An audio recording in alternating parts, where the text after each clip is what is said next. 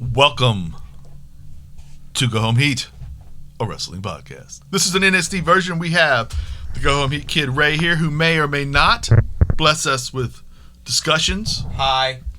We have Jushin Thunderbrain. Still rocking it. Yeah. It's been like a year. Okay. Yes. We start out with Ciampa, Kushida, and Dream in a match with Wade Barrett and Vic Joseph on commentary, and this was incredible. It's a great match, dude. Dream wrestling with the Cowboy Bob Orton Cast. Selling like he's really good at pro wrestling. everything. And Kushida was amazing. Kushida is just so good at stuff, but with Ciampa and with Dream, you have two guys that are really good at selling what's going on around them and looking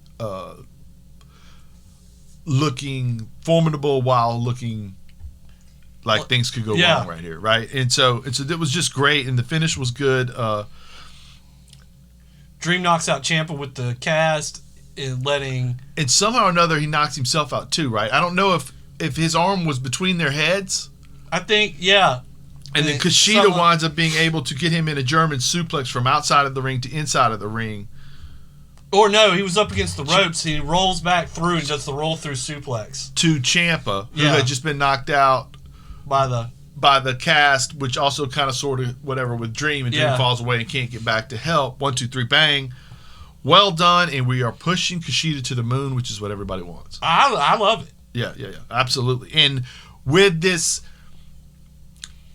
he doesn't need Dream or Ciampa anymore to tell the story of there's more to me than just I'm happy to be here. Yeah. He solidified that now. So every time he wrestles, he doesn't have to cheat to be formidable. He doesn't have to get over by acting like I'm just happy to be here. Yeah. He can be what we've seen now for 2 months. Yeah. Right? It's great. Okay, Skype Cole in, Undisputed Era, and they let you know that the Rod and Bob Connection Express are about to get their belts back, and whoever is responsible for what's been going on with us getting beaten up is going to pay. Hey, sir. I would tell you right now, I had no clue who was responsible. I did not either. It was great. It's a great wrestling moment. Woo, sarcasm, I feel like there. No, I am not. It's sarcastic at all. I was really happy with this, actually. Wow. Because this dude earned it for me. Okay, see, I'm with you. Somebody else might not be, but I'm with you on that. Okay, let's move on. He earned it for me. We'll get to it. Ember Moon's first match back, solo style. They have a special look at Rhea Ripley and Gonzalez when they come back from commercial before the match starts. They're going to fight in a Halloween Havoc. Something, I don't know, some gimmick match. Right. Plus, we have the Spin the Wheel, Make a Deal with Io, Candice, and Damian and Johnny Kickout. Ember Moon versus someone named Jessie Kamea, who was so much better than I realized Jessie Kamea was. Ember looked good early. Kamea was formidable here. She's a big girl. Yeah, she had some flurries. We wind up with a one-footed chest stomp by Ember, half Boston Crab to finish it. She had that weird thing where she did hook the legs. It was grabbed her by the. It was. I don't know what it was. She grabbed her by her pigtails to get her back far enough that she could get her hands under her jaw. It was like a camel clutch, except her feet were on Ember's thighs, making it even worse. Yes. It was almost like the baby cradle thing they do when you're upside down. Yeah. Like the position of the body, although the move itself is completely different. Yeah. It's a camel clutch style thing. Yeah, and Ember Moon needs a move that doesn't involve her jumping and landing on her butt and concaving her spinal column. Yeah, getting an inch shorter every time she does it. So this is great. She has a finisher move. Right. A submission move. What did you think? I thought it was good. Excellent.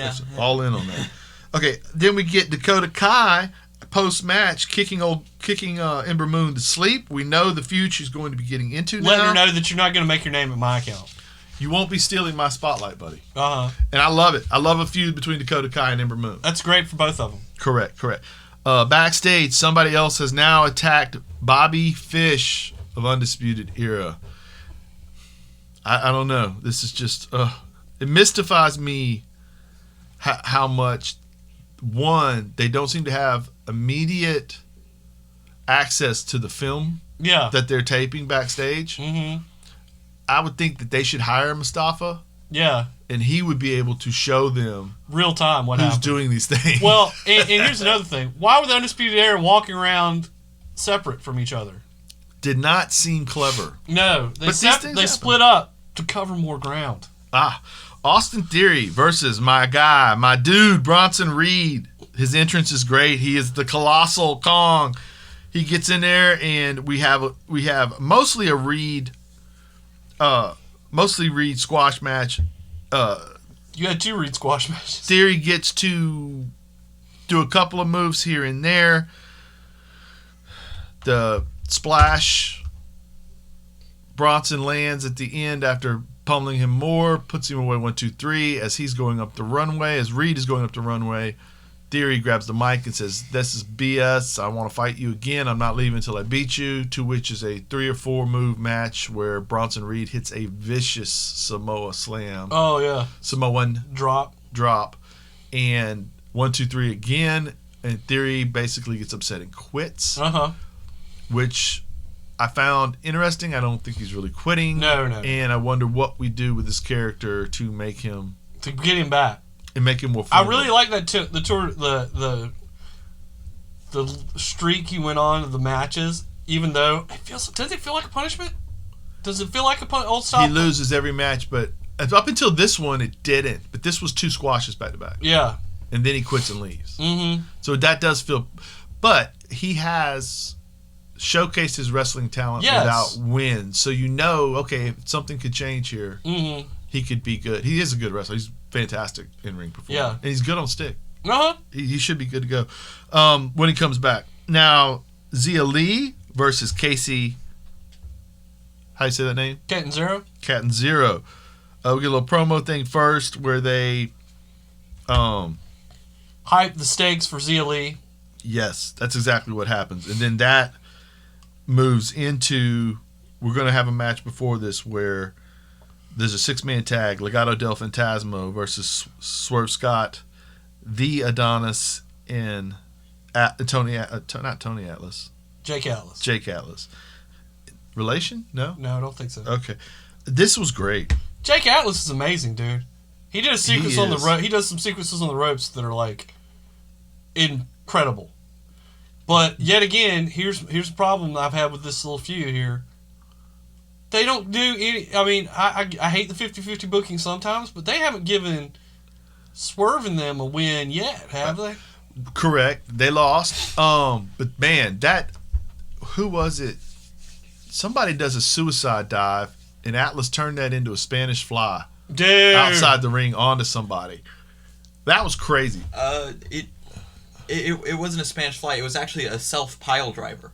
Yeah, he was going for Spanish fly, but it kind of. He caught his foot on the He ropes. almost Yeah. he caught his foot on the ropes and almost died. Right. Mhm. Then you had the finish wound up being where Atlas does the tightrope DDT, except he's on the announcer's table and does that.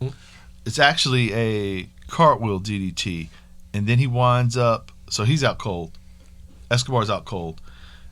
Escobar has just gone through the ropes and missiled himself through Swerve, so he's unavailable to help. So we get the finish where Wild and Mendoza team up.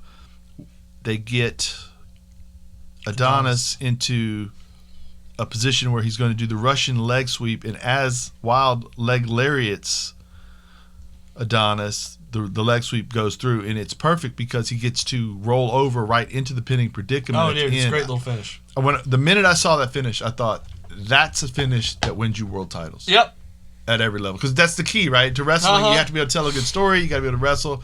Really, you need a good finish. Mm-hmm. If you got a good finish, if you've got a... What was the 3D finish? The Dudley Death Drop, man. Right? Once they did that once, okay, they're going to be a champ. Yeah. I don't know how, but they're going to be a champ. The private party and the other one, the thing where they do the Gin and juice. gin and juice. At some point, you have to put a belt on them. Yeah, Why? Because just the 'cause- finish is too good to not yeah. have a... To you know? win a belt with that. Montez Ford just jumping in the air and floating Yeah. is a great finish. Okay. Oh. Yeah. So like you said, though, we have not seen Swerve go over in any of this. No. So we really have to wonder at what point this is no longer a rivalry. However, bell to bell, this was really Dude, great. it's great. Yeah, absolutely. Now, we go to the Gargano's home, and they are Yes. prepping for Spin the Wheel, Make a Deal.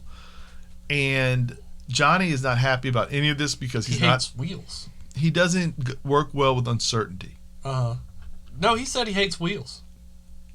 Correct. But I think at this point he's in full panic mode. And then when he Yes. spins the wheel, Buried alive match. he draws a buried alive match, which isn't. It's just between him and his wife, so it doesn't matter. Yeah. But he's like, "Oh my God, I'm going to wind up getting buried alive. This really sucks." And then she spins and sees that it's a street fight, to which she's never lost a street fight. So Uh-huh. this is great. He in turn spins and gets a coffin match, and Yes. he's wondering why the fates have decided he must die. Why does Will wants him to die? Yeah, and storms off and goes to bed. Go to bed. You liked it? I loved it, dude. I'm sorry. It's fun. It's fun stuff. Did you like it?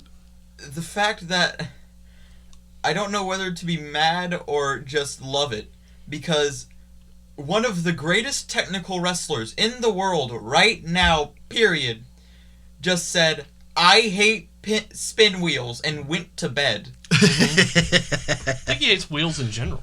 I think he's opposed to them as a thing. He walks everywhere. Yes. Probably trauma from the NXT parking lot. Yeah. They sell a shirt now. Beware of the NXT parking lot shirt, and it's got a guy getting punched in the mouth. Yeah, enter And your own risk. Yeah, it's awesome. I love it.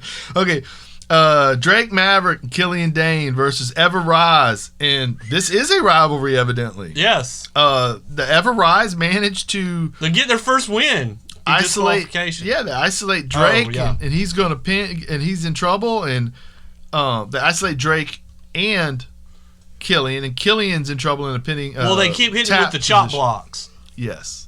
So the knee's giving way. They hold Drake still and tell him, this is the only friend you got. Drake breaks free, grabs a chair, goes to town on everybody. He gets the match thrown out. He assumes that Killian Dane will be frustrated, to which, to his surprise, Dane thinks that's the greatest thing ever. It's awesome, dude. Where's that guy been? Right. If I'm going to be in tag matches with you, I need somebody I know is willing to do more than dance. Yes. Here. And he gets that. But then we get the dance as well. Yeah. I thought this was well done. I can't believe there's a program that involves Everrise that I'm invested in. I can't believe that there's a program involving Drake Maverick that I'm invested in. Dude, I think I've been invested in Drake Maverick now for like 2 years. That's crazy. It is nuts. That guy, when he was Spuds, right? At Spud. TNA, Yeah. something like that. Rockstar Spud.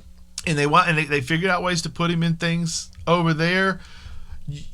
There's no reason that guy was not born to make money in the wrestling environment. He is intelligent. He keeps himself in shape. He's athletic. He can wrestle in the cruiserweight division. And anything you hand him, He does something figures good out a with. way to make it work. Yes. He's amazing. Yeah. It's just okay. Now, again, somebody gets jumped. Right, we're running out of Undisputed Era guys, so we're backstage, and O'Reilly is told that he can pick a tag team partner if he wants. Oney Lorcan and Birch volunteer. So you can pick one of us. Either one of us. Yeah. And O'Reilly's like, no, I'm going to be with my buddy at the hospital because Roddy's been hurt now. Mm-hmm. And the champs don't have a problem with O'Reilly picking somebody because Breezango's they don't roll like that. Yeah. And so then they wind up, we're going to get Lurch. Lurch? Lurch. Lorcan and Birch should call themselves Lurch. How do they not do that? That's great. Dude, they don't have a name and we just gave them one. Lurch. Lurch. So great. Oh my God. From the mouths of babes. I'm only 50. Okay. Xavier Lee. Zia Lee versus Right. Casey Catanzaro. Zero. Yeah, you got past one. This was fairly quick. Catanzaro winds up with the roll up there, and the story to be told is when Lee goes nuts afterwards and attacks. And this is good for her, I feel like. And Well, they it didn't would have to be do if it they another didn't have week. to do. They didn't do the next bit Right. where they stepped on her moment. It should have been her moment, but it feels like the only reason why they gave her this moment was so Gonzalez could come out and step on it. Yeah, That hurt a little bit. it did. And she jumped them both, and then she challenges Rhea, and they're going to have a House of Terror match. Wait, I thought that was the one that. No, that's Dexter Loomis is in a House of Terror Yeah. match. Okay. With camera guy. Yes. Okay, yeah. So we don't know what kind of match she's going to be in, but Grimes is now backstage, and he has had enough of Dexter Loomis, and blah blah blah. Then he's told that you were going to be in a House of Terror match, and I don't think he knows what that is either. But I he don't think knows anybody knows. for sure he does not want to be He goes involved. full Shaggy. I feel like if they had said you're going to be in a hayride match, he would have been like, awesome. Awesome. I go on hayrides all the time. All the time, buddy. I feel like that's totally in character for him. Yes. But he was A excellent. moonshine match. Yeah, moonshine in your face match. He would be good. Now, the entire time this is going on, nobody notices that Loomis is standing 3 feet away from them, staring at them through the window. And I thought that was great, too. And Yes. the fact, Loomis's ability to not blink It's amazing, is isn't it? pretty It's pretty high epic. level. Yeah, correct. And so Grimes is terrified, which he should be. Yeah, And- he goes full Shaggy, man. He's like, blah, blah, blah, blah, blah. He's like, Yes, he's Shaggy. Exactly. Right. It was perfect. he's perfect. so good. Thatch is Thatch Can. Thatcher Torture some poor guy. versus the epic pro wrestler Anthony. Andrew? And Thatcher didn't know his name. he offers him his leg twice and shows you what he would do in each situation. And then he says he'd never get my leg, to which finally Anthony's mad. And I found this seg interesting, if nothing else, because he kind of showed me how wrestling moves work Uh-huh. in a way, and like took his time to, like, it really was It's 40 very- seconds of training. You know what I mean? Yes. And then, of course, when Anthony attacks out of frustration and does pretty well there for a second, that makes Thatcher to say, let's get a ref out here and do a match. He winds up putting him in a half Boston Crab pretty quickly and getting the tap. I thought this was well done. Oh, dude, Thatcher's a monster. I love this little segments Mhm. as we tell the story of how good he is. Pre-taped. Did you fall? I did not fall. No. Somebody fell. We're all safe and sound, guys. We're all safe and sound. Earthquake. Pre-tape, Damien's getting a little tat freshened up as he tells you how tough he is and how much he loves pain. This was fun. Yeah. Breezango versus Lorcan and Birch. Great Match. match. Absolutely. Surprise finish for me. I was stunned. Okay, we get a great match. Fandango has become very good at pro wrestling. Prince Pretty has always been great at wrestling. Mm-hmm. Lurch. Lurch. That's their name. now. Birch and Lorcan are as good a workers as the world has to offer. And they do all of those things that make tag team wrestling great. They do teamwork. They isolate opponents. And then as Tyler Breeze, I believe, is going to the top rope, or Prince Pretty, a hooded man with a mask Weird metal mask on. pushes him off the top Cobra rope. Commander style. Yes, and Fandango is left to be put in finisher and lose. Then hooded man comes to the ring, gets between these guys that we have never seen as bad guys, really, and unveils himself to be The infamous Pat McAfee. Pat McAfee. And he is back, and he has his own faction, and his own faction is with two guys that were bruising, tough. Jobbers. Let's be honest, what they were. Right. They were enhancement talent. Mm-hmm. Absolutely. And I think they got this moment because Ridge Holland got hurt. They had to fix them out. They had to figure something out because Ridge Holland was originally, it was going to be Ridge Holland and Pat McAfee is my thing. Because remember when Ridge Holland showed up, it's like, I didn't have a Mercedes yesterday. Now I got a Mercedes. How does that happen? Right. And you have McAfee, who's already told us he's made $1 million in 5 different sports. Yeah. Right. McAfee is a internet presence. He has a podcast. He is on ESPN all the time. He is he had been doing commentary pre pay-per-views on the WWE Network. Mm-hmm. and he was in the program with Cole, so it all makes sense in that respect. And he had a wonderful match with Adam Cole at a pay-per-view when nobody in the world so much thought this was going to be good. No. And now, and I'll tell you something else. He got into it with a guy on his podcast, a guy that covers MMA. Mm-hmm. And that guy tried to, basically that guy kept saying that, you know, why would you show up with two guys that vanilla, whatever, you know, and he said, first of all, and he went in and told you how great Oney Lorcan and Danny Burch were. Right. Like he said, like this one guy, he's been beating people up, not only in rings, but in real life on the streets of London, you know, Belfast, wherever he's from, right? London, yeah. And the governor. He really laid it in thick as to why these guys are legitimate fighters and why. And if he wants to go, and he did do the high spots in the match, but if he does wind up being these guys' mouthpieces, Mm-hmm. he could totally go guys like you, Adam Cole, and your club connections are killing the business. Mm-hmm. And kind of take shots across the bow to the other company on Wednesday nights without ever mentioning their name, using specific quotes. Yeah. And Cole is he's the third Young Buck. I mean, he wrestles the same way, he kicks out the same way. You know what I mean? And I'm not knocking that. I'm just saying it gives you that's a story he could tell because of the two gentlemen he has aligned himself with, who are the total opposite of that. Yes, they're like Thatcher. Yeah, they are legitimate tough guys that wrestle for a living. Not anybody that wrestles for a living, especially if the way you wrestle is jumping off of things. Yeah, I don't think I have to explain that. I do understand that you're tough. Yeah, I'm talking about an old school version of a smash mouth. What you think tough is. Yeah, right. I thought this episode was great. It's great. It was spectacular. It's the best show of the week. Yeah, every week it's the best show of the week, unless you're Ray. Mm-hmm. But that's probably means he's talking about something that's not on these specific podcasts. Yes. And if you want to hear about that show, you'll listen to the one with Jared on our podcast network. And podcast network is what we are. Yeah. He has legitimate points to be made. Media Mogul KP. Yes. For Media Mogul KP. The Puffy of Northwest Florida. I've gained some pounds. That was cold. For Justin, for the Go Home Kid Ray. Copyright 2020 Go Home. Killing it.